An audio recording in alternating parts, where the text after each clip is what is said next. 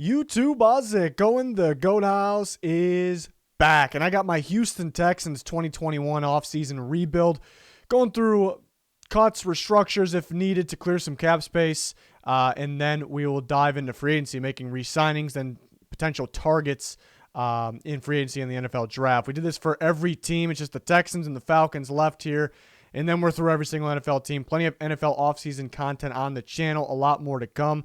News going to start coming out like crazy. We're getting there, so really excited about this. Hopefully you can join us for all that content. Follow our Twitter for breaking news, reactions to that news. Definitely important at this time of the year. You see underneath me, walkthemock.com. Definitely the best draft simulator out there. Check it out. If you're going to sign up, use my code GOATHOUSE. Ends up being a lot cheaper. Here's the Twitter. Definitely important to follow it at GoatHouseNFL. Just a lot of talk, news, breaking down contracts, cap space situation, things like that. And yeah, here's little off-season guide, a lot going on here, pretty useful stuff. So I'll put a link in the comments for things like this. To the Texans rebuild, no cuts to be made because the Texans cut pretty much everyone I expected them to, plus a few that nobody was really expecting, including a guy like J.J. Watt. But so they're at around $25 million cap space, which they really flipped, the cap space situation. They were far in the negative, so they've done a pretty good job, but it was kind of expected stuff that they should do for the most part. Some surprises. But you can clear even more. And why would you want to do that? You want to make Deshaun Watson happy. I didn't end up trading Deshaun Watson in these scenarios. Before I was saying kind of 0% chance he gets traded because they're not even taking the calls. They don't want to trade him. If I was the GM, I wouldn't trade him either. But now it's a little higher than 0%. There's actually a percentage there for me because, he met with the new head coach. He doesn't want to play. He's kind of stressed that fact. So it's definitely interesting, but I really think they're going to try to hang on to him. So I want to see what the team could look like if they clear that space and build around Deshaun Watson and try to make him happy, build a team in general. So restructure Laramie Tunsil's contract, and these aren't pay cuts. Keep in mind, I know somebody in the comments can be like, Deshaun Watson, you really think he's going to take a pay cut, do this? That's not what this is. Sometimes you really don't even need to ask these guys to restructure their contracts, and sometimes they actually get more money up front. So they're going to have to be fine with it, and they will be fine with it. Laramie Tunsil, by restructuring $10.11 million, and you push that money into future years. You clear it now. Deshaun Watson would be 7.64. Brandon Cook 7.29. There's a few other contracts you can do. This was enough. Whitney Merciless, I was talking about this on Twitter last night actually. Definitely a trade candidate. He doesn't really fit Lovie Smith's scheme. They're going to get pass rushers that could fit his scheme a little more. He's more of a 3-4 outside linebacker, what he's been playing, as an edge rusher. So they may try to trade him. They can't really cut him because they would lose money then. But if they did trade him, even if it's for a late round pick, less than his value maybe, they can clear 7.35. I'm not going to guarantee anything, but I just don't see him, being the Texans pass rusher, in that Lovie Smith scheme there next year. But we'll see. But a lot of money cleared. Up to $57 million in cap space. That's ideal for building around Deshaun Watson. I'm going to tag Will Fuller. I'm fine with signing him long term. The tag's a pretty good number. For Will Fuller, you can save a little bit of money there, in my opinion. If you sign him long term and you backload it, sure, you can do it. That would save money as well, maybe more money. I think Fuller would be fine playing on the tag. We'll see. I'm not either way. I'm fine with it. Just get him back. Such an explosive playmaker for them. Really good, in this Deshaun Watson offense. So you definitely need him back. Tyrell Adams looked pretty good when he was filling in for Bernardrick McKinney last year. Keep in mind, Lovie Smith's scheme's probably going to feature 3 off-the-ball linebackers. So you have McKinney, you have Adams, and then standout linebacker from last year, Zach Cunningham. That's an ideal trio linebacker group. So that made sense to me. Garyon Conley, it's not a big one to me. If he's gone, if you let him go, I decided to bring him back here. You don't want to create even more holes, so bring him back. See what he's got. I didn't really get to see him last year, so hopefully on the cheaper side. And very cheap. PJ Hall, they brought him in last year when he didn't work out for the Raiders, and he actually looked pretty decent. So I thought you bring him back. On the cheaper side, there's not a variety of teams interested in him. Other teams were. He failed some physicals. Texans, he kind of stuck with them, and he's probably okay being there, happy being there. So it'll probably be on a cheaper side there. So this really shouldn't be that expensive. Will Fuller tag over $15 million just about. That's really not that expensive, to be honest. And if you sign him long term, just receivers getting a lot more than that at Will Fuller's talent. So you got a lot of money to work with here. So then we go into option 1 for free agency in the NFL draft.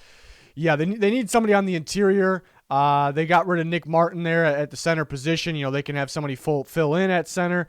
Fulton perhaps, or they can grab a center as well to get better. But bottom line, interior needs to be better. Joe Thuney from the Patriots, I think, is a strong option. They would have to pay a good amount of money, but they're not clearing this space for nothing.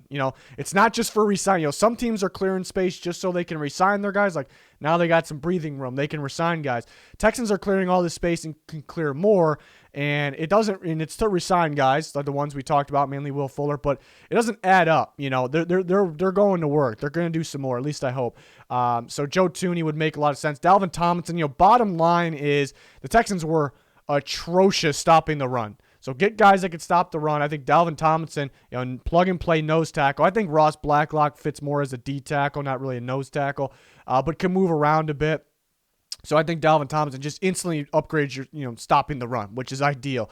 I think Xavier Rhodes is a pretty good fit in Lovie Smith's scheme as a cornerback. You see what he did with the Colts. He struggled for a little bit. Maybe the Vikings scheme's a little tougher. Then he goes to the Colts, a lot of cover too. And you have to be talented, but it's not too hard for a cornerback. You got to be physical, but you got to cover the flat, which isn't that big of a space. So I think he can fit. He's shown that he can fit this scheme here, and he'll be good in the scheme. There's corners that become worse when they go in the scheme, and there's corners that become better. I think Rhodes showed that he can be better. Shouldn't be too expensive. Then you go to the draft. Obviously, no first or second round pick. Quinn Miners, I think could be a plug and play center or guard. I like him in center. At this case, D3 school, one of the better D3 schools. He put on a clinic at the Senior Bowl. And get a guy like Patrick Jones, I think, is an edge rusher that can fit. That's the tough part, finding an edge rusher here. I think Charles Omenihu, who I like, I actually think he can play defensive end, which is going to be an edge rush position in this scheme. Blacklock can move around a bit. He's not going to be an edge rusher, but he can move around a bit. But watch out for Omenihu. I'm curious to see if he is an edge rusher in this scheme. So that'd be pretty cool. Patrick Jones, I think, can be as well. And then adding another receiver, maybe one with a little more size to him, and a guy like Sage Surratt from Wake Forest could be ideal. The major problem here, we can make moves in free agency the way what we created here. The problem is the draft, just not having first or second round picks. That's the problem. In this scenario, we're lacking at the edge rush position. Maybe you have to keep Merciless then and kind of force it, but I don't know if he's really a great fit, but we'll see. Maybe Lovie Smith's maybe he's flexible these days and you're trying to change his scheme up a little bit. I just don't think so. We'll see. But then we go into this scenario where we really go to work on finding an edge rusher that fits his scheme. And Trey Hendrickson from the Saints, I believe, fits that. Him and Omenihu, pretty strong defensive ends in the scheme with Blacklock, whoever's in the inside, as well. It looks pretty good. So they could go hard to find that edge rusher. Grabbing a corner here like Shaq Griffin could be a possibility as well. Maybe they want to go a little younger and healthier than Xavier Rhodes. Then grabbing a center, David Andrews from the Patriots, definitely a strong possibility. Then you go into the draft, definitely going to need a guard here. Deontay Brown from Alabama could definitely help the interior. So the interior is, in these scenarios, Titus Howard, we're giving him another crack at right tackle, believe he can improve there. He potentially could be a guard. So that's the tough part, too. If they decide Titus Howard is a guard, they're going to be going in to find right tackles. Now, it's a pretty big shortage on right tackles in general. So this might be the better route, keeping Howard and hoping he develops as right tackle, and they're just trying to fill in the interior. That might be easier. We'll see which way they go. Bobby Brown, a guy that can plug in at nose tackle, maybe next to Ross Blacklock. Again, Blacklock could play pretty much all over the D-line. So if they want to roll with him at nose tackle, we also have P.J. Hall in this scenario. So we'll see what they do. Some questions. Maybe they go to tight. They got quite a few tight ends. I think they can get better there. Kenny Yeboah is a pretty good target, too. You almost could line him up outside if you needed to. But he's going to be better in the NFL than he was in college, in my opinion. It's a pretty good target downfield as your tight end. I think he would work well, kind of like Fells upgrade, younger Fells type deal. So I don't know. That's how I view that. They could go receiver. They could look to find more of a receiving back as well, to pair with David Johnson. And remember, David Johnson's only got one more year left. So, yeah, running back could be a pretty good option here. So I mean, maybe they pull a couple of them from later rounds in the draft. You know, maybe one and then one undrafted that they keep around. So we'll see. They got some needs to fill. Luckily, they can free that space. They've already kind of got halfway there for what I think they're going to do. So there's some hope here. And then maybe they trade Deshaun Watson. Maybe it does happen. Best case, would be to get that Jets pick or that Dolphins pick. Do they want to bring Tua with that? The Panthers seem to be the front runner right now.